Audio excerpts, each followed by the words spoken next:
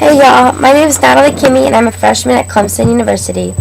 I went to the new student dialogue called What Happened Last Night, the Party, Drugs, and Alcohol Scene at Clemson University. I think we did achieve a dialogue, and because everyone was talking and contributing without arguing. And before we went into our dialogue, we talked about the difference between a debate, a discussion, and a dialogue. And in a debate, we decided that who's ever has the strongest whoever has the most closed mind is always right. And in a discussion, it's whoever can yell the loudest is always right. But in a dialogue, it's everyone's supposed to contribute equally and not judge people on their responses, but just be open to hearing them out and talking and asking questions amongst each other without a facilitator was the main goal. We did eventually end up having a good discussion amongst each other, and we did talk about our own individual experiences with the party, drugs, and alcohol scene at Clemson and what we think of other people's experiences. We had a variety of students in our group, some that went out a lot and some that didn't go to any parties yet at Clemson. And I think this made for a very interesting discussion, a dialogue, because everyone was contributing their opinions and their beliefs and their experiences equally, but no one was judging one another and no one felt uncomfortable in saying what they truly felt or believed.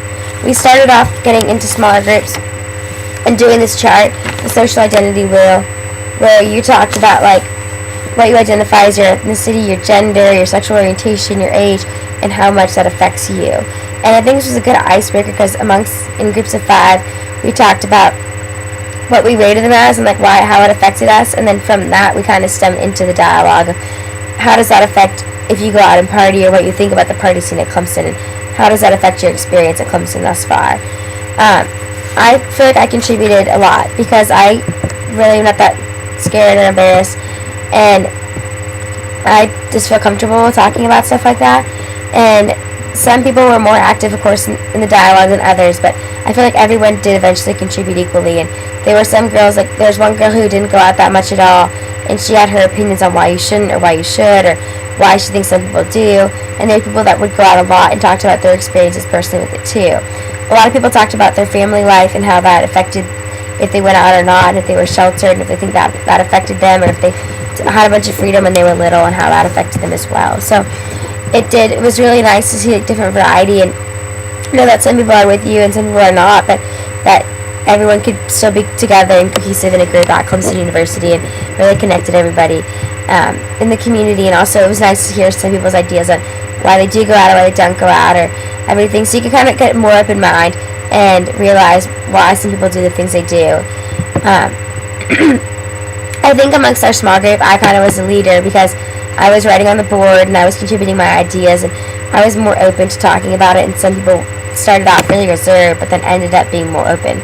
So I think as the night went on, towards the end of the 2 hours, people were more active in the dialogue and more open to discussing it. Other people would let go of their shields, and when some people started dropping their shield and talking more about it, about their personal experiences, everyone else seemed to open up as well. And I think it made for a great community environment.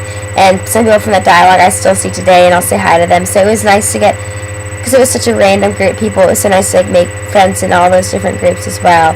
So I think not only was it a good for growing as a person and a good connectiveness to Clemson, but it also helped me make some friends in that dialogue that I probably wouldn't have met otherwise.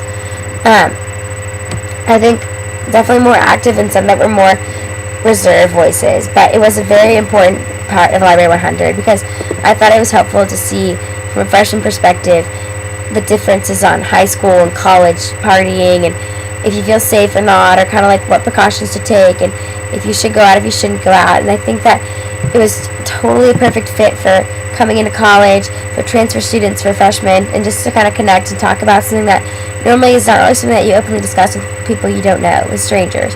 So I think it was definitely appropriate and definitely useful in my growing and development at Clemson University.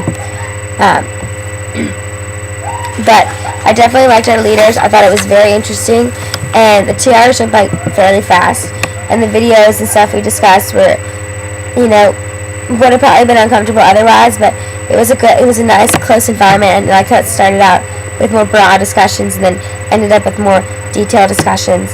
because everyone was like actively able to participate and then continue to like delve deeper into themselves, and as like they got warmed up to people around them, they were more included in the conversation and more active in their participation. So I think the vlog is definitely a big part of Library 100, and definitely I would recommend doing it again. And I think it was interesting also as well. Like I wish almost you could do more than just one, or have a bigger variety in your dialogue. But it was very interesting, and I enjoyed it. But that's it. I'm Natalie. That's my vlog.